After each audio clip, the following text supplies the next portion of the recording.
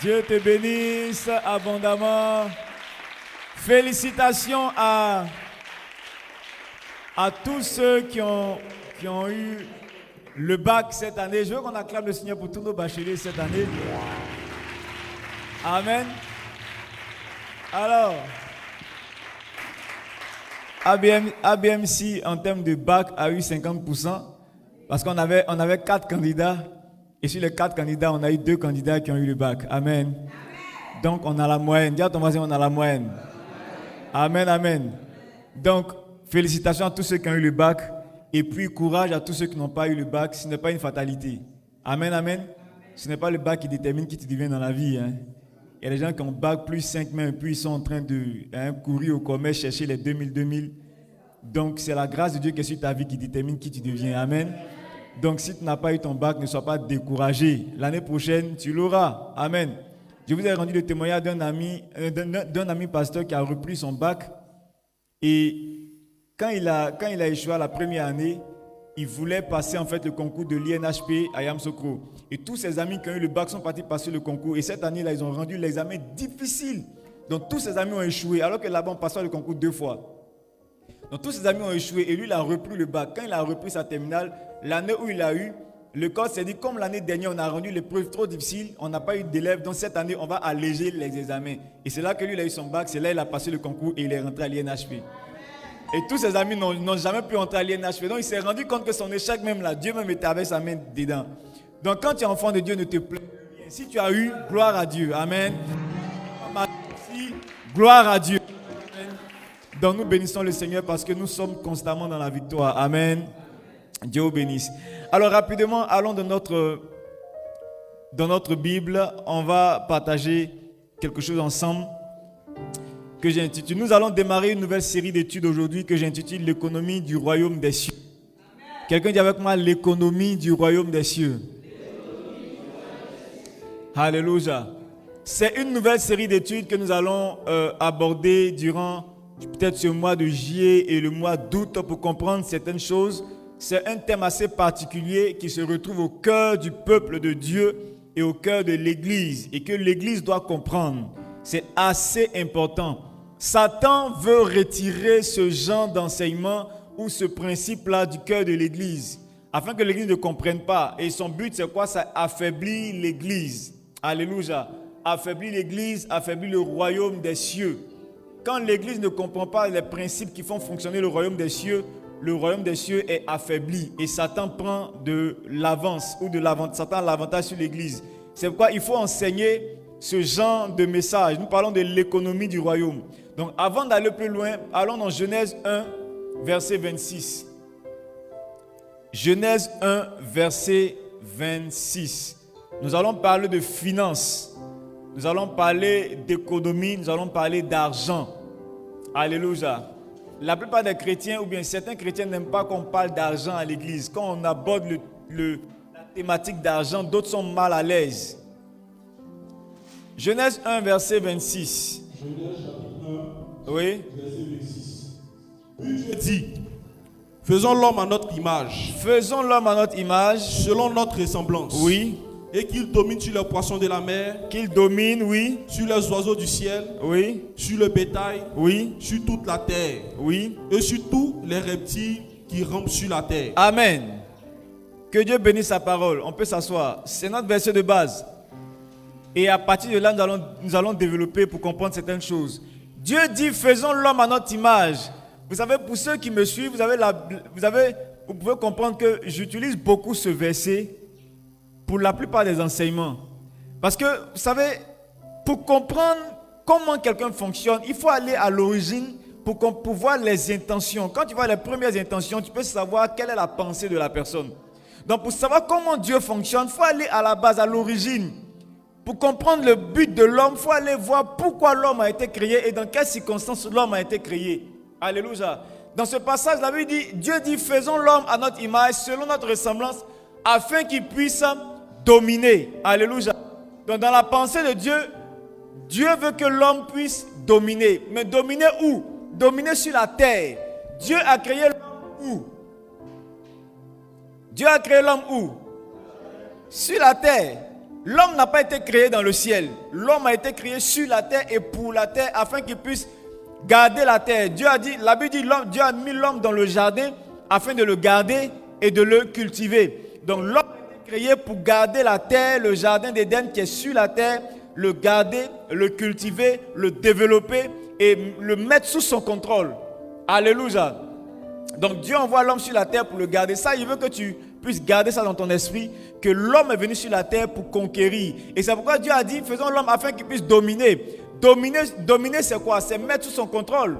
Dominer, c'est reprendre le contrôle ou bien influencer quelque chose. C'est ça qu'on appelle dominer. Donc quand il dit, faisons l'homme afin qu'il puisse dominer, ça laisse sous-entendre que Dieu est dans un processus de reconquête. Dieu veut reconquérir la terre. C'est pourquoi il a créé l'homme. Et je vous ai enseigné que dans le ciel, lorsque Lucifer s'est rébellé contre Dieu, Lucifer, l'ange de Dieu, l'ange de lumière, le chef de la louange dans le ciel, lorsqu'il a fait sa rébellion contre Dieu, il a voulu prendre la place de Dieu et qu'il a perdu la bataille, c'est alors qu'il est devenu Satan. Il est devenu adversaire. Et lorsqu'il est devenu Satan et adversaire, il a été chassé du ciel. Et lorsque Lucifer a été chassé du ciel, c'est alors qu'il a pris la terre comme son territoire. C'est alors qu'il a pris la terre, les astres comme son quartier général. Donc, Satan n'a pas créé la terre. Dieu a créé la terre. Mais Satan a mis la terre sous son contrôle lorsqu'il a été chassé du ciel. Quand vous allez lire la Bible, la Bible dit malheur à la terre, car le diable est descendu. Il dit malheur à la terre parce que le diable a été chassé du ciel. Il dit si on réjouissez-vous, mais malheur à la terre parce que Satan est descendu. Donc quand il est descendu, il a mis la terre sous son contrôle et c'est lui qui a rendu la terre informe et vide. Maintenant, puisque Dieu voulait reconquérir la terre, qu'est-ce qu'il faut faire? Il faut envoyer quelqu'un sur la terre pour pouvoir remettre la terre sous le contrôle de Dieu. Donc, comprenez que quand Satan s'est rébellé, il a divisé le royaume des cieux en deux royaumes. À l'origine, on avait un seul royaume qui était le royaume de Dieu, qu'on appelait le royaume des cieux. Mais dès la rébellion de Satan dans le ciel, alors il a divisé le royaume des cieux en deux. On a d'un côté le royaume des ténèbres que lui, il gère, et de l'autre côté, on a le royaume de Dieu, qui est sous le contrôle de Dieu. Alléluia. Donc, quand Satan est venu sur la terre, il est venu avec son royaume, qu'on appelle le royaume des ténèbres, qui n'est pas visible, mais qui impacte la terre. Donc, quand Dieu également veut reconquérir la terre, il envoie son royaume sur la terre. Par qui? Par Adam, par l'homme qu'il envoie sur la terre. Il envoie un représentant.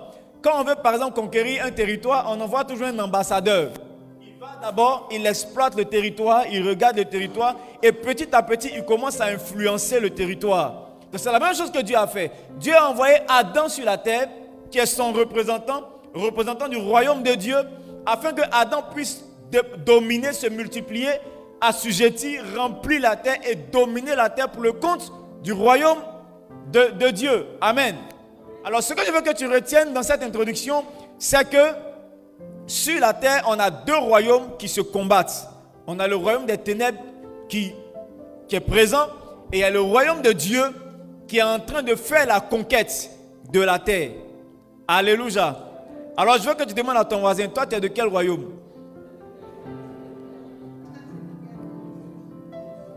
Parce que sur la terre, il n'y a pas que les enfants de Dieu, il y a des enfants du diable aussi.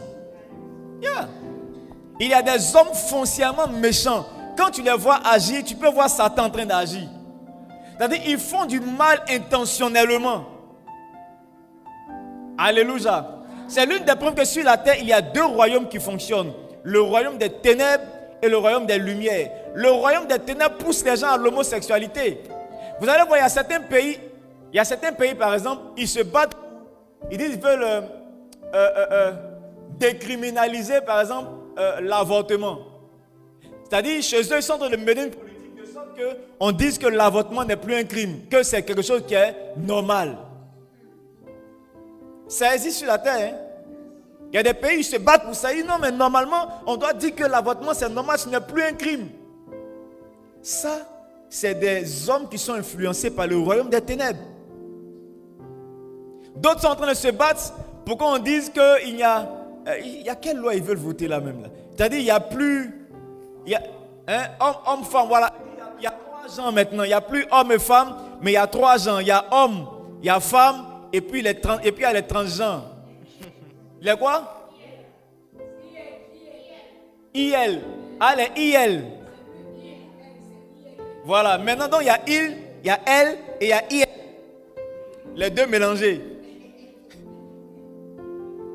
Ça, ce sont les œuvres du monde des ténèbres qui est sur la terre. Ils veulent reformer le code de Dieu. Ils veulent reformer le code de l'humanité afin que Satan puisse prendre possession et détruire l'humanité du Seigneur. Alléluia. C'est pourquoi tu dois comprendre que sur la terre, il y a 2 royaumes qui se font la guerre. Le royaume de Dieu qui est en conquête et nous appartenons au royaume de Dieu. Et en face, nous avons le royaume des ténèbres que Satan gère, lui et ses agents. Alléluia.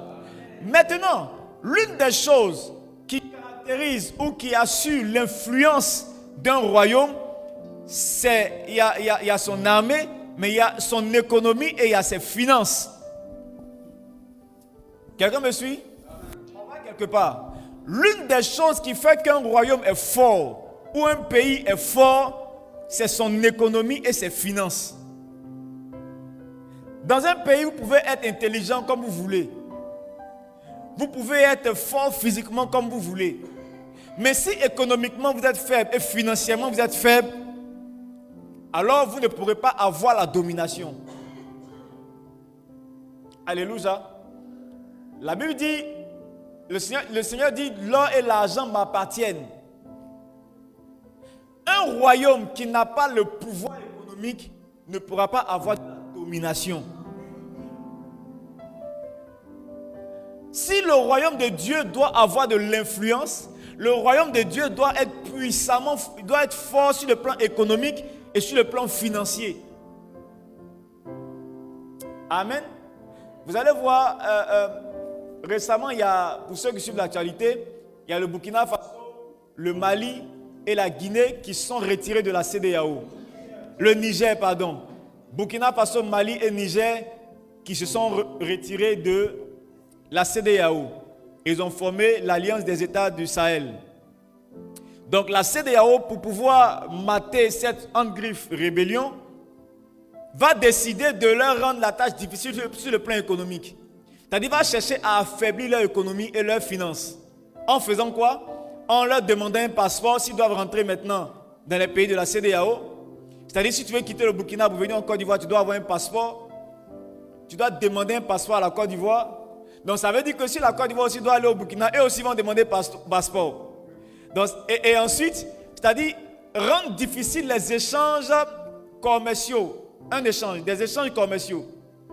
Rendre difficile les transactions. Donc dans le plan c'est quoi? C'est affaiblir les finances de ces 3 États-là afin de les sanctionner et continuer à les dominer. Est-ce que quelqu'un me comprend? Donc quand tu n'as pas de finances, Satan est content parce qu'il peut te dominer. Quand l'église n'a pas de finances, Satan est heureux parce qu'il peut dominer l'église. Alléluia. Regardez aujourd'hui par exemple, quand on dit évangélisation, tous on parle, on veut évangéliser, on veut évangéliser. L'évangile est gratuit, n'est-ce pas? Allez dire à quelqu'un, Jésus t'aime, c'est gratuit.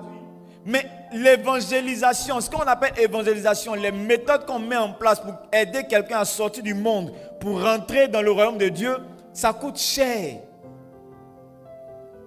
Si l'église n'arrive pas à gagner de nombreuses âmes, si l'église n'arrive pas à intégrer les sphères d'influence de la nation, c'est parce que l'église n'en a pas. L'église n'est pas forte sur le plan économique, l'église n'est pas forte sur le plan financier. Alors que la Bible nous dit que l'or et l'argent appartiennent à notre Dieu, n'est-ce pas? Dans le livre d'Agé, il dit l'or et l'argent m'appartiennent. Alors, quand moi je lis ce passage, je dis, mais Seigneur, si l'or et l'argent t'appartiennent, il faut nous distribuer, on va avancer. Hein, chaque matin, tu descends, tu donnes 2 enveloppes ici, 3 enveloppes ici, et puis bon, on est parti, plus besoin de jeûner, prier pour cela.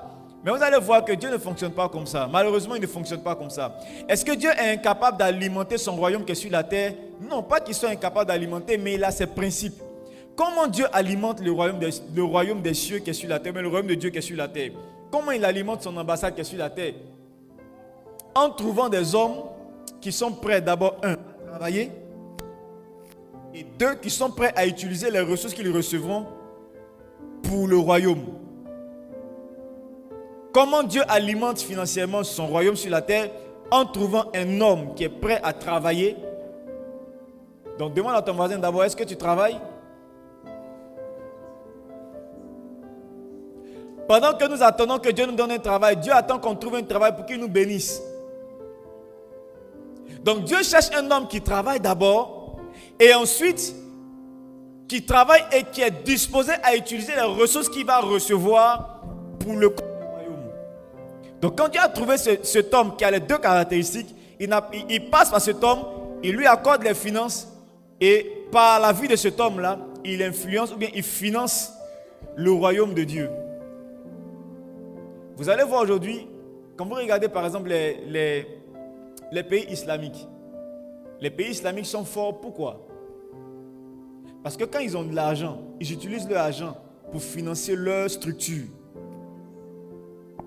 Ils utilisent leur argent pour ouvrir des banques et pour donner des crédits aux musulmans. Et ils prennent leur crédit, ils s'associent, ils vont ensemble faire leur commerce, ils reviennent. Et ça fait qu'ils sont forts. Pourquoi? Parce qu'ils utilisent leur argent pour financer leur royaume. Quand les chrétiens ont un peu d'argent, ils vont au village avec. Mais quand les autres ont de l'argent, une année, il y a un Libanais qui rendait un témoignage, qui est un ami au pasteur Alexandre Amazou. Il lui rendait un témoignage. Il dit, vous les chrétiens, vous dormez. Nous, on est en train de prendre à Abidjan. Il dit, on a pris à Abidjan. Et puis le pasteur dit, mais comment ça? Il dit, tu vois, chaque année, par exemple, ils font venir un de leurs imams, un de leurs grands imams du Liban. Ils le font venir en Côte d'Ivoire, dans l'une des plus grandes mosquées à Abidjan. Il dit, et toute la communauté libanaise en Côte d'Ivoire, chacun vient faire des offrandes, mais ce n'est pas des petits trucs. Ils viennent faire des sacrifices énormes. Il dit, l'imam prend tout ça, et il va déposer ça dans la mosquée au Liban ou bien dans les pays arabes. Ils sont à déposer tout ça là-bas au nom de la communauté ivoirienne. Il dit, c'est pourquoi nous, là, en Côte d'Ivoire, on ne peut rien nous faire. Parce qu'ils tiennent l'économie. En faisant quoi? Ils investissent dans leur royaume. Ils savent que si leur royaume est alimenté financièrement, ils sont forts. En Côte d'Ivoire, même un Libanais en prison, il sort. Et toi-même, tu l'as attrapé là, tu as eu affaire. Pourquoi? Pourquoi? Parce qu'ils ont compris que si leur royaume sur la terre est fort, eux physiquement, ils vont gagner.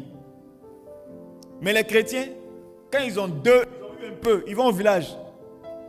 Mes deux cousins, mes deux nièces, mon oncle et ses deux femmes. Ça s'arrête là. Alléluia. Mais cela doit changer, cela changera au nom de Jésus. Amen, amen. Alors, où est-ce que nous sommes en train d'aller?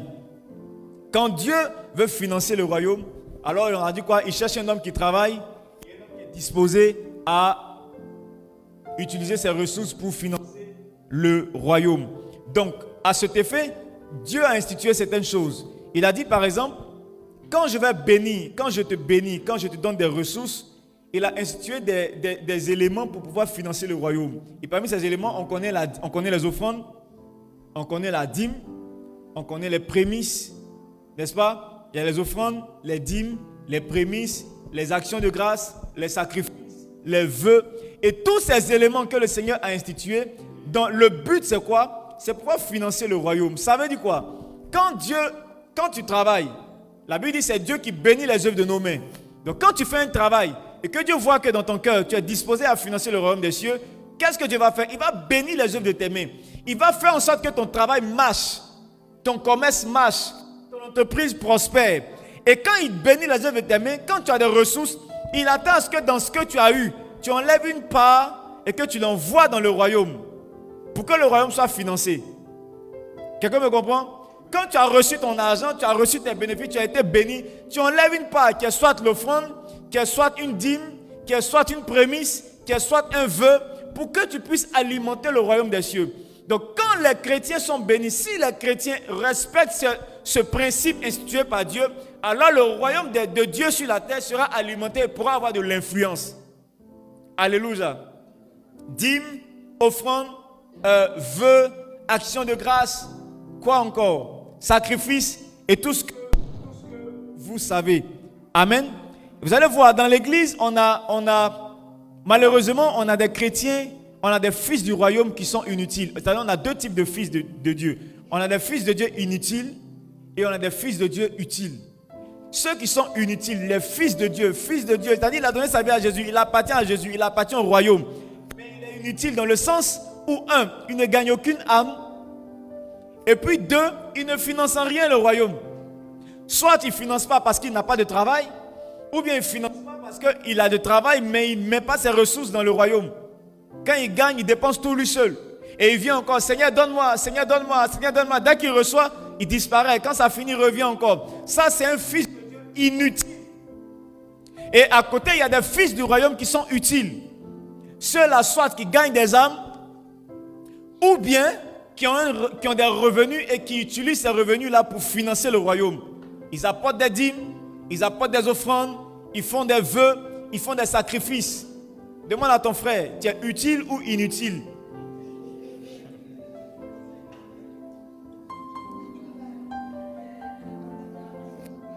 Tu es utile ou tu es inutile? Regardez les amis, nous sommes tous enfants de Dieu, mais écoutez-moi, nous n'avons pas tous la même place dans le cœur de Dieu. Notre Dieu, il est juste. Il connaît la valeur de l'argent et de l'or sur la terre. Regarde même tes propres enfants. Tu as 2 enfants. Et il y a un, à chaque fois qu'il se lève, il balaie le salon, il balaie la terrasse, il demande tes chaussures. Papa, ta chaussure là, est-ce que c'est propre? Dans mon yeux lavé. Il lave ta chaussure, il dépose. Et il y a un, quand il se réveille, dès qu'il se réveille, il prend son portable, il est sur WhatsApp. Quand il finit de faire WhatsApp, paf, il sort, il est parti en balade. Et puis il revient à midi. Maman, il y a faim, on mange quoi aujourd'hui? Entre tes 2 enfants là, qui a le plus de valeur dans ton cœur? C'est celui qui balaie. Alors que les 2 sont tes enfants, c'est vrai, tu les aimes. Mais il y a un à qui tu feras plus de faveur que l'autre. Il y a un pour qui tu vas payer un prix plus fort que l'autre. Pourquoi? Parce que lui qui est là, il est vraiment utile. Le jour où il va en vacances, tu sauras que quelqu'un est parti en vacances. Mais l'autre, qu'il soit là ou qu'il ne soit pas là, la seule différence, je ne sais même pas c'est quoi. C'est la présence physique, c'est tout. Parce que qu'il soit là, qu'il ne soit pas là, il n'y a rien qui change. Les 2 là, tu n'as pas la même manière de prier pour les 2. Il y a un, quand tu pries, oh Seigneur, vraiment bénis mon fils, comment il est bien. Oh Seigneur, qu'il prospère. Mais il y a un autre là, oh Seigneur, vraiment change le cœur de mon enfant. Tu vois les problèmes qu'il m'envoie. La prière n'est pas la même. Pourquoi? Parce que les 2 enfants, il y a un qui est très utile et il y a un qui est inutile. C'est pareil avec le Seigneur. Nous sommes tous enfants de Dieu. Mais il y a des enfants de Dieu qui sont vraiment utiles. Frère, quand ils tombent malades, tout le monde fléchit genoux. Seigneur, le gars là, il ne peut pas partir. Seigneur, lui là seulement. En tout cas, si tu veux prendre l'autre là. L'autre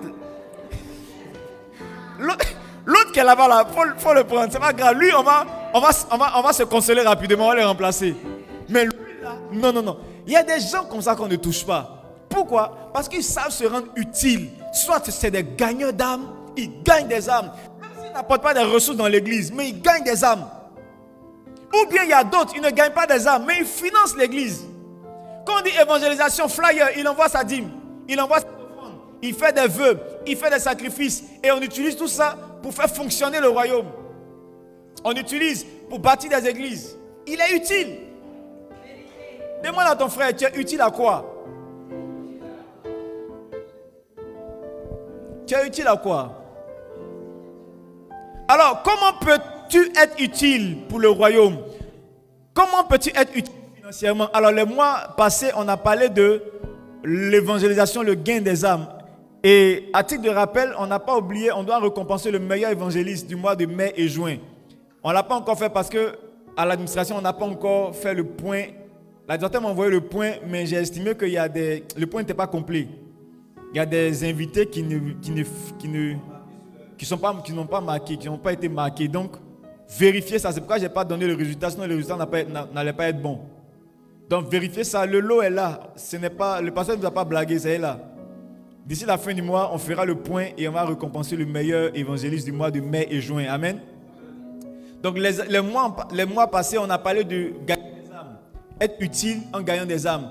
Maintenant, comment être utile financièrement dans le royaume?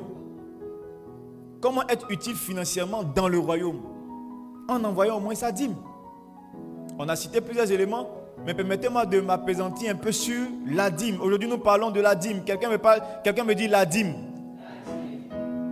Demande à un frère, est-ce que tu payes, est-ce que tu envoies ta dîme?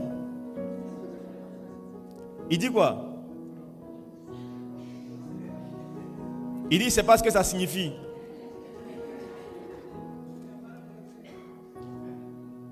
Est-ce qu'il y a des dîmeurs ici? Des dîmeurs, des dîmeuses. Alors, allons dans Deutéronome 14, verset 22. Nous allons prendre le temps. Nous avons tout le mois de juillet et tout le mois d'août. Dans ces périodes-là, les chrétiens qui n'aiment pas qu'on parle d'argent seront très mal à l'aise dans l'église. Mais c'est important. Deutéronome 14, verset 22. Il dit, tu lèveras la dîme de tout ce que produira ta semence. Tu lèveras la dîme de tout ce que produira ta semence, de ce que rapportera ton champ chaque année. Tu lèveras la dîme. Alors, qu'est-ce que la dîme? La dîme, c'est le premier dixième de tout ce que Dieu met entre tes mains. C'est-à-dire, quand tu as travaillé, eux là-bas, ils parlaient de la production de ton champ, de ta semence. C'est-à-dire quoi? Quand tu as fait un champ, si tu as eu par exemple 10 tonnes de riz, tu divises les 10 tonnes de riz par 10. Amen. Et sur les 10 là, tu prends un. Tu dis ça, c'est pour le Seigneur. Et tu l'envoies dans le temple. Ça, c'était à leur temps. Si tu avais du bétail, quand ton bétail atteint une certaine maturité, tu enlèves la dîme. Tu divises le bétail en 10 groupes. Et tu prends un groupe. Ça, c'est pour le Seigneur. Ça, c'est la dîme. Et aujourd'hui, dans notre ère, la dîme, tu n'as pas de bétail. Tu n'as pas un champ, pour la plupart. Mais ta dîme est représentée par tes finances. Donc, quand tu travailles et que tu as eu de l'argent que tu as là, tu divises en 10. Et quand tu divises en 10, il y a un groupe dedans, le premier dixième. C'est ce qu'on appelle la dîme. Amen. Quelqu'un dit avec moi le premier dixième. Ça veut dire quoi? Quand on parle de premier dixième, ça veut dire que quand tu as reçu de l'argent, Dieu t'a béni. Tu ne commences pas à dépenser et à la fin tu te souviens, hé, j'ai pas enlevé ma dîme. Donc je vais enlever ma dîme maintenant pour envoyer. Non, ça c'est pas une dîme. La dîme c'est le premier dixième. C'est-à-dire, avant même de dépenser ton argent, la première chose que tu fais avec, c'est enlever ce qui revient au Seigneur qui est la dîme. Alléluia. Quelqu'un comprend ce que c'est que la dîme? Donc même quand tes parents t'ont donné 1000 francs, ton argent de poche, tu divises tes 1000 francs en 10. Et tu enlèves combien dedans? Tes 100 francs, ça là, c'est pour le Seigneur, c'est pas pour moi. Quand tu as eu ton salaire de 100 000 francs, tu retires ta dîme. 10 000. Tu as eu ton salaire de 200 000 francs, tu retires ta dîme. 30, 300 000, 400 000, 500 000, 1 million, 2 millions, 10 millions. Tu retires toujours la dîme. Dans tout ce que tu as eu, il y a toujours ce qu'on appelle une dîme à l'intérieur. Même si tu fais ton champ de bananes, que tu récoltes tes bananes, quand tu comptes ton régime de bananes, tu divises par 10. Il y a une part qui n'est pas pour toi. Tu as fait ton champ de riz, ton champ d'igname, ton champ de maïs, ton champ de quoi? Tout ce que la terre te donne, tout ce qui te revient comme bénédiction, tu divises en 10. Alléluia. Il y a une part dedans qui ne t'appartient pas. Même si tu as construit une cité immobilière, le lot de maisons que tu as construit là, tu divises aussi en 10. Il y a une maison dedans qui n'est pas pour toi. Dis-moi amen. Amen. Il faut dire amen. Peut-être Dieu va te bénir, tu vas construire une cité immobilière. Amen. Alléluia. Amen, amen. C'est ça la dîme. La dîme, c'est le premier dixième de tout ce que Dieu t'accorde. Amen. Allons dans Genèse 14, verset 20. On va voir deux passages, on va donner quelques informations. Genèse 14, verset 20. Nous voyons quelques versets en rapport avec la dîme. Genèse 14, verset 20.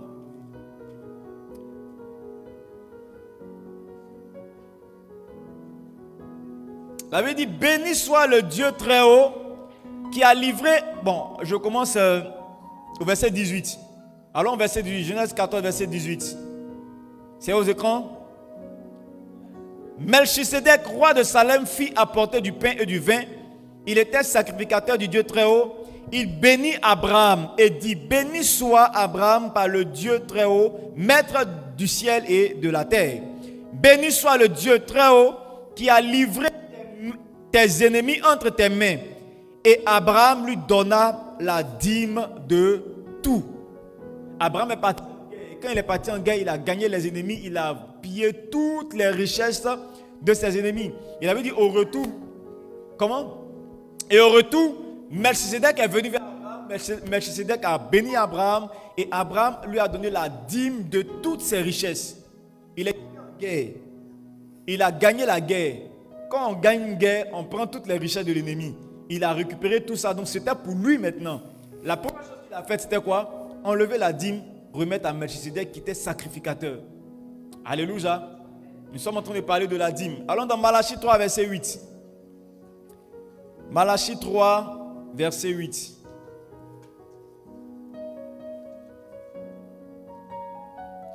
Celui qui a trouvé peut nous faire une lecture rapidement. Oui. Oui. Un homme trompe-t-il Dieu? Car vous me trompez. Et vous dites: en quoi t'avons-nous trompé? Verset 9. Oui. Vous êtes frappés par la malédiction. Et vous me trompez, la nation tout entière. Verset 10. Apportez à la maison du trésor toutes les dîmes, afin qu'il y ait de la nourriture dans ma maison. Amen. Il dit au verset 8, un homme trompe-t-il Dieu? Donne une autre version s'il te plaît à l'écran. Mets-nous la version française courant, on va voir quelque chose. Au verset dans la version française courant, il dit Malachie 3, verset 8. Change la version. Il y a une autre version que je cherche là. Luis, non, donne une autre version. Darby ou bien quoi? Donne une autre version. Semeur. Un homme peut-il voler Dieu? Ici, il est plus direct. Il dit, un homme peut-il voler Dieu? Pourtant, vous me volez. C'est-à-dire, il demande, est-ce que quelqu'un peut... Dieu même est étonné, est-ce que quelqu'un peut voler Dieu? Il dit, mais pourtant, vous là, vous me volez. Ça veut dire, vous êtes fort. Vous êtes fort. Dis à ton voisin, tu es fort. Et là, il y a des gens, ils voient leurs voisins, leurs amis, leurs collègues, même Dieu. Ils ont trouvé un moyen pour le voler. Il dit, un homme peut-il voler Dieu? Pourtant, vous me volez. Et vous me demandez, en quoi t'avons-nous volé? Il dit, lorsque vous retenez vos offrandes et vos dîmes. Donc, celui qui retient ses offrandes, qui ne fait pas d'offrande et qui n'apporte pas sa dîme, c'est-à-dire, il retient sa dîme, c'est un... Dis à ton voisin, c'est pas moi j'ai dit. C'est écrit dans la Bible. Ils ont écrit ça avant que nous-mêmes on vienne au monde. La Bible le dit clairement. Celui qui retient ses offrandes et sa dîme, c'est un voleur. Et il vole Dieu. Il vole Dieu. Alléluia. Alors, 4 raisons pour lesquelles tu dois apporter ta dîme. 4 raisons pour lesquelles tu dois arrêter de retenir ta dîme. 4 raisons pour lesquelles tu dois arrêter de voler Dieu. Et 4 raisons pour lesquelles tu dois arrêter de tromper Dieu. Je vais prendre le thème tromper parce que j'estime que tu ne savais pas. N'est-ce pas? Première raison pour laquelle tu dois apporter ta dîme, c'est parce que la dîme est sacrée. La dîme est la partie sacrée de tout ce que tu gagnes. Alléluia. La dîme est une partie sacrée. Dans tout ce que tu gagnes, il y a une partie sacrée à l'intérieur que tu ne dois pas toucher. Alléluia. Dans Lévitique 27, dans le livre de Lévitique 27, Lévitique 27, verset 30, il dit, Lévitique 27, verset 30, il dit, toute dîme de la terre, soit des récoltes de la terre, soit du fruit des arbres, appartient à l'Éternel. C'est une chose consacrée à l'Éternel. Quand on dit que quelque chose est sacré, ça veut dire que ça appartient à une divinité.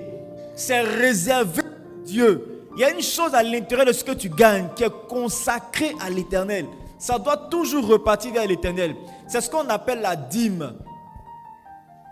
Tu ne dois jamais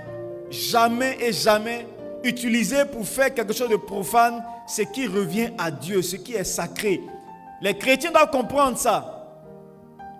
Satan est en train de distraire l'église en disant « Oh, on ne doit plus payer la dîme. » Tout à l'heure, je vous expliquerai pourquoi. Oh, on ne doit plus envoyer la dîme à l'église. C'est la loi, c'est les anciennes choses, c'est passé. Maintenant, ce n'est plus obligatoire. La Bible dit la dîme est sacrée, est consacrée. Satan sait que une fois que les chrétiens acceptent cette vérité, de dire non, la dîme n'est plus obligatoire, alors ils auront détruit quelque chose dans leur système qui va empêcher Dieu de pouvoir les bénir.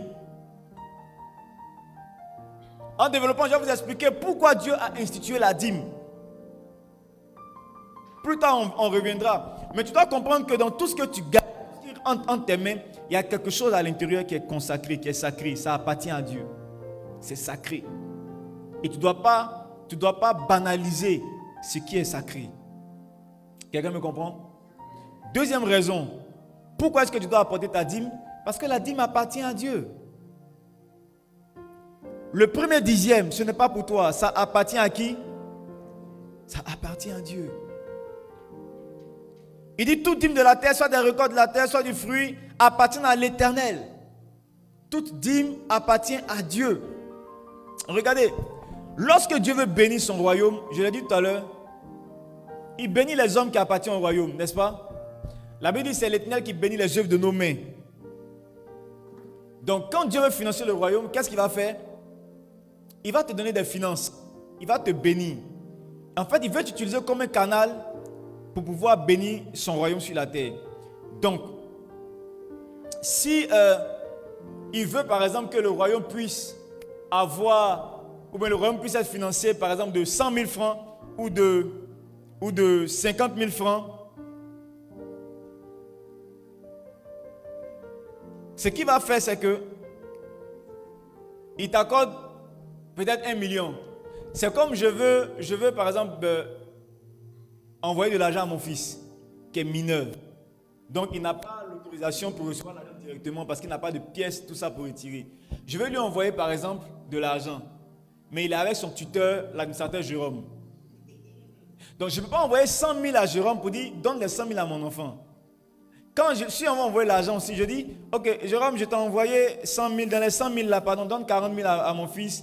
Et puis les 50 000 là, il faut qu'on paye le riz pour t'occuper de lui. En le faisant, quand Jérôme reçoit l'argent, il est content. Parce que lui aussi, il a gagné. Donc il enlève une part, il enlève les 40 000 francs, il donne à mon fils. N'est-ce pas? Les 40 000 là, ce n'est pas pour lui. On est d'accord, non? Dans les 100 000 là, il y a 60 000 francs pour lui et il y a 40 000 francs pour mon fils. C'est comme ça que Dieu fonctionne avec nous. Quand il veut financer le royaume, il cherche un homme. Et Dieu est tellement bon que lui ne va pas donner 40 000 pour 60 000. S'il veut que l'église reçoive 100 000 francs, à toi, il donnera 1 million. Il dit, tiens 1 million. Mais dans 1 million là, il y a 10% qu'il faut envoyer à l'église. Parce qu'il veut juste que l'église reçoive 100 000. Toi, il te donne 900 000. Et il met les 100 000 de l'église dessus. Il dit ça là, c'est pour l'église. Je veux que tu comprennes une chose. À chaque fois que tu as reçu de l'argent, Dieu a voulu financer l'église.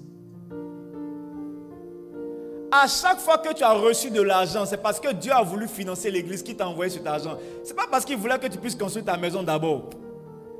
Ce n'est pas parce qu'il voulait que tu puisses payer un terrain d'abord. Si chaque chrétien comprend cette vérité, je vous assure, l'église va commencer à devenir puissante. Et tu commenceras à devenir de plus en plus prospère financièrement. Pourquoi? Parce que dans l'affaire, qui gagne le premier? Qui gagne le plus? Ce n'est même pas Dieu qui gagne le plus. C'est toi qui gagnes. Quand il envoie 1 million, qui a la plus grande part? C'est toi. C'est toi qui as la plus grande part. Mais regardez, aujourd'hui, Satan est tellement malin, Satan est tellement méchant, qui dit aux gens, oh, regardez, les pasteurs, ils payent voiture avec ta dîme. C'est toi qui l'enrichis. Tu es sûr que tes 100 000 contre 900 000 peuvent l'enrichir? Mais Satan est très rusé. Satan est très mauvais, très méchant. Puisqu'il veut détruire, puisqu'il veut t'empêcher, ou bien te pousser à ne plus être le canal par lequel tu reçois, donc il te fait croire que c'est toi qui es en train d'enrichir l'église. Donc arrête. Ce que tu ne sais pas, c'est que le jour où tu arrêtes d'alimenter l'église, Dieu ne trouve plus d'intérêt à te faire passer l'argent.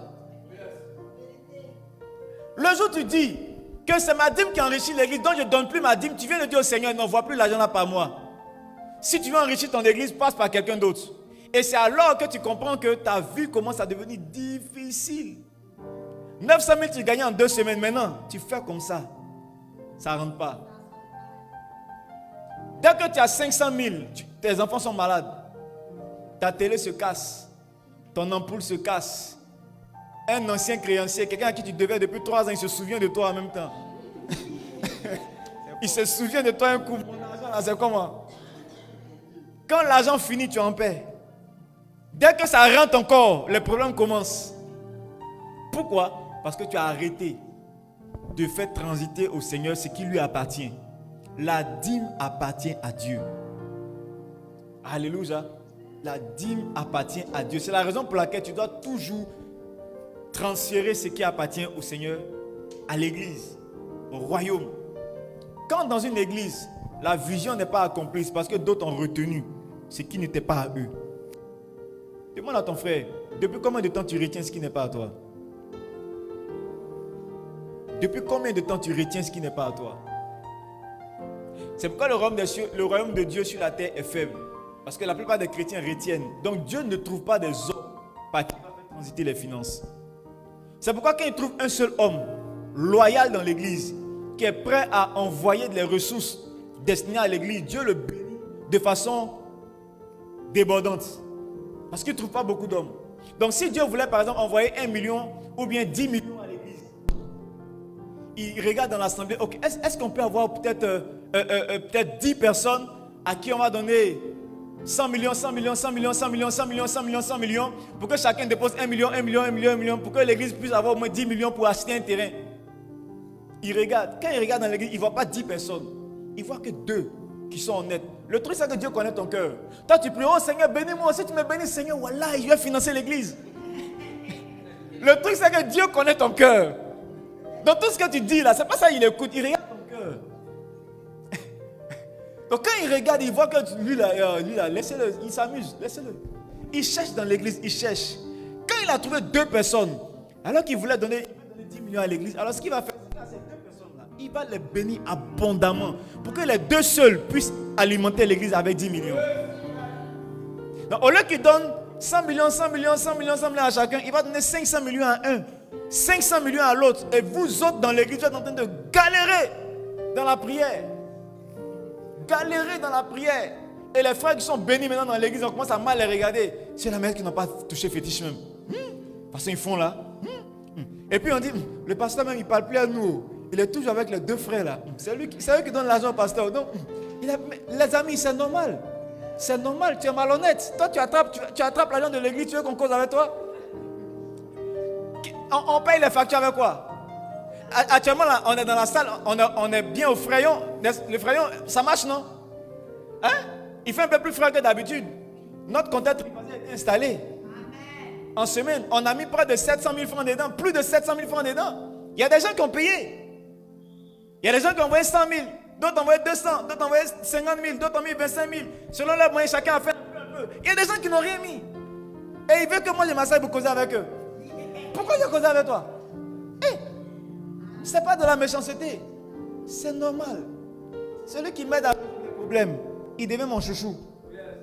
C'est la loi de la vie. Alléluia. Amen, amen. Quelqu'un me comprend? Pourquoi est-ce que tu dois payer ta dîme? Tu dois apporter ta dîme à l'église parce que la dîme appartient à Dieu. Et si Dieu veut financer son royaume, il passe par toi en espérant que toi tu sois honnête pour transiter ce qui lui appartient à son royaume qui est sur la terre. Parce qu'il ne va pas faire venir des anges pour descendre, boum, dimanche matin. Bon, pasteur, on vient de la délégation du ciel, on est venu envoyer l'argent sur la terre. Il ne fait pas ça. Il trouve un homme, il te donne, il dit, toi, enlève 10%, va donner à l'église. C'est comme ça, Dieu. Dis à ton voisin, arrête de retenir. Ce n'est pas pour toi. tu as 90%.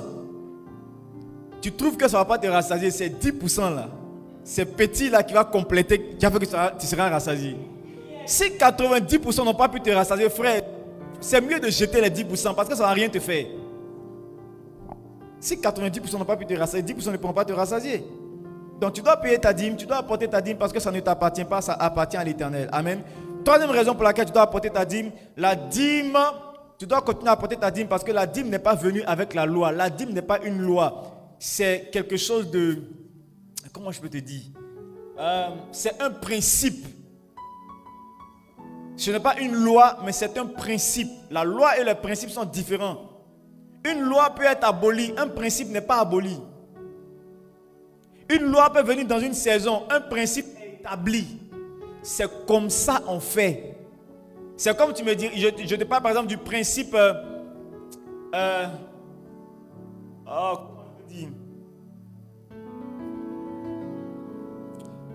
La semaille et la moisson.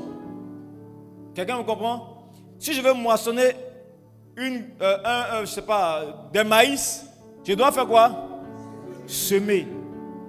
Souvent on dit loi, mais ce ne sont pas vraiment des lois en fait. Je veux faire la différence entre les lois qui sont venues et qui vont disparaître et il y a des lois qui sont perpétuelles. Si tu veux, on va prendre ça comme ça. Il y a des lois perpétuelles et il y a des lois passagères. La dîme n'est pas une loi passagère. Ce n'est pas une loi qui est arrivée avec Moïse, comme certains le disent. La dîme est une loi perpétuelle qui a commencé depuis Abraham. Et même avant Abraham. Parce que la Bible ne nous dit pas qui a appris ça à Abraham, mais il connaissait le principe. Ça veut dire qu'avant lui, ça se pratiquait. C'est une loi perpétuelle, c'est un principe de vie. Alléluia. La Bible dit, Abraham a apporté sa dîme à Melchisedec. D'autres disent non, la dîme c'est une loi, donc puisque Jésus-Christ est venu abolir la loi de Moïse, alors la dîme n'est plus d'actualité. C'est une erreur grave. Est-ce que Abraham a vécu sous la loi de Moïse? Mais Abraham a apporté sa dîme à Melchisedec. Alléluia. C'est un principe de vie, une loi perpétuelle. C'est pourquoi tu dois continuer à apporter ta dîme. Dieu utilise ce principe-là pour financer le royaume des cieux. Alléluia. Certains également disent la dîme, on peut l'apporter dans les orphelinats, on peut la donner à des nécessiteux, on peut la donner à n'importe qui, n'importe quoi. La dîme est consacrée et appartient à l'Éternel. Qu'est-ce qui représente le royaume des cieux, le royaume de Dieu sur la terre? C'est l'Église. Ce n'est pas un orphelinat. L'orphelinat, c'est quelque chose, c'est social. Mais tu peux apporter une offrande à l'orphelinat, mais pas ta dîme. Alléluia. Si la dîme qui appartient à Dieu, tu la déposes dans un orphelinat, donc le jour où tu es malade, va à l'orphelinat aussi pour qu'on prie pour toi là-bas. La dîme qui appartient à l'Éternel s'apporte à l'Église, pas ailleurs. Sortez de ces conceptions des gens qui ne lisent pas la Bible, qui ne comprennent pas les Écritures et qui viennent polluer le cerveau des chrétiens, mais juste pour affaiblir le système économique de l'Église et du royaume de Dieu. Alléluia. Au temps du président Oufoué, on a découvert que le président Oufoué payait la dîme du budget ivoirien à Israël. Le président Oufoué payait la dîme de l'économie ivoirienne à la nation d'Israël, qui est le représentant légal de l'église de Jésus sur la terre. C'est pourquoi Oufoué était un homme fort, puissamment riche, très dangereux. Parce qu'il payait la dîme. Quand les autres là sont venus, ils ont suspendu tout ça là. C'est pourquoi on est dans ce qu'on est aujourd'hui. La dîme est d'actualité. Dis à ton voisin, la dîme est d'actualité. Alléluia. Pourquoi encore tu dois payer ta dîme? Parce que la dîme est une semence. C'est une semence. C'est une semence. Tu sèmes, tu moissonnes. Alléluia. Pourquoi tu dois apporter ta dîme? Parce que ta dîme contribue finalement à financer le royaume des cieux, comme on l'a dit. Contribue à financer le royaume des cieux. Celui qui n'apporte pas la dîme, la Bible dit, il a volé Dieu. Et il continue pour dire que dans Malachie 3, verset 10, il dit apportez la dîme à la maison du trésor. Apportez la dîme où ça?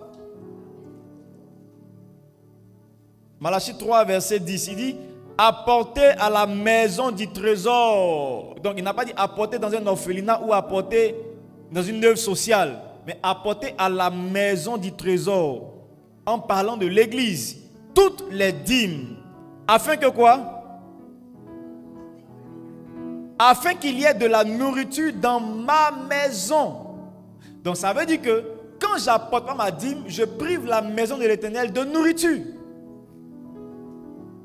C'est l'église qui est habilitée à utiliser les dîmes pour aller le donner à un orphelin ou à des veuves ou faire des actions sociales. Toi, ta responsabilité, c'est envoyer dans la maison de l'Éternel afin qu'il ne manque pas la nourriture. Maintenant, dans la gestion de l'église, on utilise la dîme pour financer l'aide sociale, pour faire l'aide sociale. Et en passant, certains disent, oh mais la dîme, quand on donne la dîme là, ça va où? Est-ce que le pasteur, c'est pas le pasteur qui bouffe ça? Non, j'ai donné la dîme, c'est pour l'église. Il ne faudrait pas qu'on donne au pasteur. La dîme revient aux Lévites. Alléluia. Lisez votre Bible. La dîme revient aux sacrificateurs. C'est leur héritage. C'est ce que la Bible nous dit. C'est leur héritage. Quand les sacrificateurs reçoivent la dîme, ils ont la responsabilité de prélever la dîme des dîmes qui va maintenant dans le trésor de l'église. Ça veut dire quoi? Je vais vous expliquer plus simple. Et puis je vais vous dire comment on fonctionne ici, pour ceux qui se posaient des questions. Quand quelqu'un fait sa dîme, quand tu apportes ta dîme par exemple de 100 000 francs, ta dîme 100 000, là, la Bible dit c'est l'héritage, c'est le salaire du pasteur, du sacrificateur. Donc quand je prends normalement quand je prends, je dois enlever dans tes 100 000 encore 10 000 qui va aller maintenant dans la caisse de l'église pour faire fonctionner l'église. Voilà ce que la Bible a établi comme norme de gestion de la dîme dans l'église. Maintenant, puisque nous sommes dans un monde où il y a beaucoup de charges, on change de fonctionnement. On se dit, quand le pasteur reçoit la dîme, comment on fonctionne? Quand on reçoit les dîmes, le pasteur ne prend même pas 5 francs sur la dîme parce qu'il estime que l'église a beaucoup de charges. Donc toutes les dîmes vont dans les caisses de l'église. Maintenant, l'église va prélever quelque chose pour le jour où le pasteur aura des besoins. Sinon, ce que la Bible nous dit, c'est que la dîme revient au sacrificateur. Alléluia. Donc, certaines personnes disent, si la dîme va dans l'église, là je donne. Mais si ça va chez le pasteur, je ne donne pas. Les amis, s'il n'y a pas de pasteur, il n'y a pas d'église. Hein? S'il n'y a pas de pasteur, il n'y a pas d'église. Satan est tellement rusé qu'il veut changer les choses. Il dit, tu es pierre, et sur cette pierre, je bâtirai mon église. Donc s'il n'y a pas la pierre, il n'y a pas d'église. Donc s'il y a un élément à qui on doit donner en premier même là, c'est la pierre là. Pour qu'elle soit forte. Plus la pierre est forte, plus l'église est forte. Donc je donne cette parenthèse pour libérer l'esprit de certaines personnes. Parce que beaucoup arrêtent de donner leur dîme parce qu'ils estiment que c'est leur dîme qui finance le style de vie du pasteur. Ta responsabilité, ce n'est pas de contrôler le style de vie du pasteur. Ta responsabilité, c'est honorer Dieu en apportant ta dîme. Parce que c'est Dieu qui te bénit, ce n'est pas le pasteur qui te bénit. Quelqu'un me comprend ce matin? Amen. On est ensemble? Amen. Alléluia. Amen. Donc, apporter à la maison du trésor afin qu'il ne manque pas de la nourriture. Donc, quand j'arrête d'apporter ma dîme, je suis en train de mettre la famine dans la maison. Et s'il y a la famine dans la maison du Seigneur, la malédiction c'est pour qui? C'est pour le peuple. C'est pour le peuple. Si les sacrificateurs pleurent, regardez les églises où les pasteurs sont malheureux, le peuple est malheureux. Quand les sacrificateurs pleurent parce qu'ils n'ont pas à manger, le malheur descend sur le peuple. Pourquoi? Parce que ce peuple-là a retenu ce que Dieu avait envoyé pour l'église et pour ses sacrificateurs. On dit aujourd'hui que les pasteurs aillent travailler, qu'ils aillent chercher du travail et puis ils vont se prendre en charge. Quand ils iront chercher du travail, ils vont arrêter de prier pour toi. Alléluia. Donc il faut apporter sa dîme parce que ça contribue au financement du royaume des cieux et ça permet à la maison de l'Éternel d'avoir toujours de quoi se nourrir. De sorte que quand les nécessités arrivent, ils trouvent de quoi à manger. De sorte qu'on puisse aider les orphelins, aider les veuves, aider ceux qui n'ont pas de logement. Il faut pouvoir les aider. Alléluia. Donc en payant, voilà un peu pourquoi est-ce qu'il faut apporter sa dîme. Demande à quelqu'un, est-ce que tu es prêt à apporter ta dîme à l'église? Est-ce que tu comprends l'importance? Alléluia. Ceux qui apportent leur dîme à l'église finissent par devenir des hommes riches. Ceux qui apportent leur dîme finissent par devenir prospères et puissants. Tout à l'heure, je vous ai expliqué un peu le principe. Maintenant, je te donne 5 raisons. Je t'explique ce que tu accomplis quand tu apportes ta dîme. On a donné une étude et on n'est pas pressé, n'est-ce pas? On va finir dans le temps. Oh, le temps même est déjà fini. Je te donne juste un point. Et puis dimanche prochain, on continue. Amen. 5 raisons pour lesquelles ceux qui apportent leur dîme deviennent riches. Qui veut être béni financièrement? Qui veut être prospère financièrement? Il y a des gens qui ont honte. Non, si Dieu me donne, tu vas mourir dans la pauvreté. Dans la vie, à un certain moment, il faut être honnête, il faut dire, Seigneur, moi actuellement là, c'est l'argent que j'ai vu. Il faut pouvoir dire au Seigneur haut et fort. Quand tu rentres, lui il voit dans ton cœur, il sait que tu veux l'argent, mais tu viens, oh Seigneur, rends-moi pur, rends-moi pur, rends-moi pur. Il sait que tu veux le blé, tu dis rends-moi pur. Viens dire, Seigneur, pardon, actuellement là, je cherche l'argent, donne-moi un peu d'argent. Alléluia. 5 raisons pour lesquelles ceux qui apportent leur dîme finissent par devenir riches. La première raison, c'est que en payant leur dîme, ils accomplissent la loi de la priorité. Je vous explique ce que c'est que la loi de la priorité. Matthieu 6, verset 33 nous dit, cherchez premièrement le roi des cieux et sa justice, et toutes ces choses vous seront données par-dessus tout. Cherchez premièrement. Donc en apportant sa dîme, j'accomplis ce qu'on appelle la loi de la priorité. Alléluia. Celui qui paye sa dîme, il est en train de faire preuve que dans sa conscience, il a dans sa conscience Dieu d'abord. Celui qui apporte sa dîme, ça veut dire que dès qu'il a eu ses ressources, la première personne à laquelle il a pensé, c'était qui? Dieu. Voilà ce que ça signifie. Donc quand tu n'as pas apporté ta dîme, ça veut dire que quand tu as pris ton argent, la dernière personne à laquelle tu as pensé, c'était Dieu. C'est pourquoi tu n'as même pas envoyé. Voilà ce que ça signifie. Comment Dieu sait que tu penses à lui et que tu l'aimes? Dès que tu as tes ressources, la première chose que tu fais, ma dîme, Dieu. Ça veut dire Dieu. Enlever sa dîme, ça signifie Dieu d'abord. Et c'est la priorité. Et tu vois qu'un homme qui maîtrise la loi de la priorité, c'est un homme qui finira par prospérer dans sa vie. Parce qu'il sait faire les choses importantes dans le temps. Il sait qu'est-ce qui est important, qu'est-ce qui est secondaire et qu'est-ce qui doit être dernier. Un homme dans sa vie qui ne connaît pas la loi de la priorisation finit par devenir pauvre parce qu'il mélange tout. Les hommes qui sont riches sont des hommes qui connaissent la loi de la priorité. Ils savent qu'il y a des choses qu'on fait en premier, il y a des choses qu'on fait en dernière position.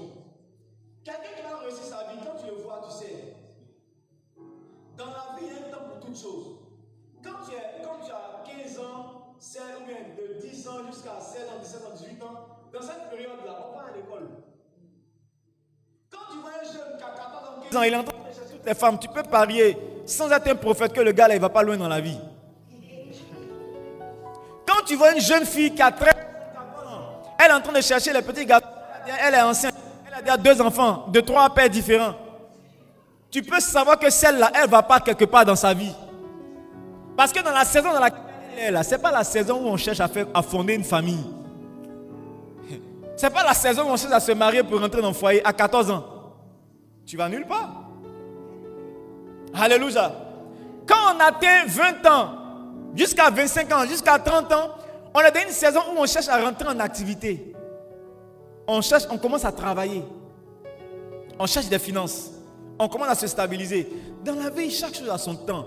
Quand tu ne connais pas les priorités de chaque saison, tu es destiné à l'échec. Financièrement aussi, c'est pareil. Quand tu peux gagner de l'argent et que tu peux connaître les priorités dans la gestion de ton argent, tu finis par devenir riche. Celui qui ne paye pas sa dîme, je peux parier sans être un prophète qui n'a pas d'épargne. Si tu n'envoies pas ta dîme, que tu as une épargne, lève ta main pour me contredire. Yeah. Avant d'être pasteur, je suis coach en développement personnel, je connais. Je sais comment les hommes réfléchissent. Un homme qui n'apporte pas sa dîme, c'est un homme qui n'a pas d'épargne. Pourquoi il n'a pas d'épargne? Parce qu'il ne connaît pas la loi des priorités. Il ne sait pas que dans la vie, là, gestion d'argent 1, dîme. Après Dieu, mon futur, qui est l'épargne. C'est avec ton épargne que tu vas investir. Et c'est ton investissement qui va te rendre riche dans le futur. Donc si tu n'as pas payé ta dîme, que tu n'as pas d'épargne, tu es destiné à ne jamais devenir riche dans la vie. Est-ce que je parle à quelqu'un? Devenir riche ne vient pas par hasard. Dieu voit plus loin que nous. C'est l'enseignant par excellence. Quand il te dit fais ça, derrière l'instruction qu'il t'a donnée là, le nombre de leçons qui sont derrière, tu n'as aucune idée. C'est parce qu'il ne peut pas tout expliquer que finalement il te dit fais ça. Parce qu'il ne peut pas tout expliquer. Donc il dit fais ça. En le faisant, tu vas découvrir de nombreuses bénédictions et de nombreuses expériences derrière. Que tu n'allais jamais comprendre s'il commençait par t'enseigner 1, 2, 3, 4, il n'allait jamais finir. Donc il te donne une instruction, paye ta dîme. Si tu arrives à honorer la dîme, Dieu d'abord, tu vas développer l'habitude de ranger les choses dans l'ordre. Dieu, épargne, offrande sociale, loyer, facture, loisirs en dernière position. Il y a des gens, dès qu'ils ont l'argent, dès qu'ils prennent leur argent, ma nouvelle perruque. Ça commence par ça, ma perruque. Dès qu'il prend l'argent, j'ai vu une nouvelle chaussure quand je passais là. Souvent même quand je vais à la banque, il y a un gars là, il a mis juste son magasin d'habits en face de la banque. Et quand je prends mon salaire, dès que je sors de la banque, je regarde les polos là comme ça. Et toi, Satan, tu es fort, hein?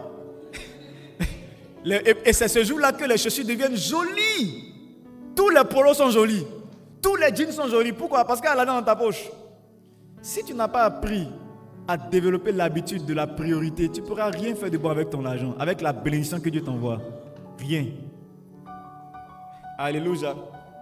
C'est pourquoi il faut que tu puisses apprendre à identifier la loi des priorités. Ceux qui apportent la dîme accomplissent cette loi-là, la priorisation. Ils savent qu'est-ce qui est premier, ils savent qu'est-ce qui est dernier. Que dans cette saison, Dieu t'accorde de comprendre la loi des priorités. Que Dieu soit ta priorité. En comprenant que Dieu est ta priorité, tu pourras mettre de l'ordre dans tes finances. En mettant de l'ordre dans tes finances, tu finiras par atteindre la richesse financière. Que Dieu te bénisse abondamment. Levons-nous et nous... Il dit, en quoi... Il dit, vous me volez. Et vous dites, en quoi t'avons-nous volé? Il dit, dans les dîmes et les offrandes, vous m'avez volé. Si pendant longtemps, tu as volé le Seigneur, tu as trompé Dieu et tu as empêché ses plans de s'accomplir, et que quelque part, ta vie a commencé à s'assécher financièrement, je vais te donner l'opportunité de dire, Seigneur, pardonne-moi. Je ne savais pas. J'ai laissé mes émotions m'emporter. Quand j'ai reçu de l'argent, je me suis dit, j'ai tel problème, il y a telle chose à résoudre en urgence. Et donc, j'ai dépensé ce qui revenait à ton royaume. Je te demande pardon. On va prier tout ce matin et demander pardon, Seigneur, pour chaque fois que nous avons volé Dieu. Pour chaque fois que nous n'avons pas honoré le Seigneur. Chaque fois que nous n'avons pas apporté ce qu'il a voulu apporter à son église. Élevons la voix et prions.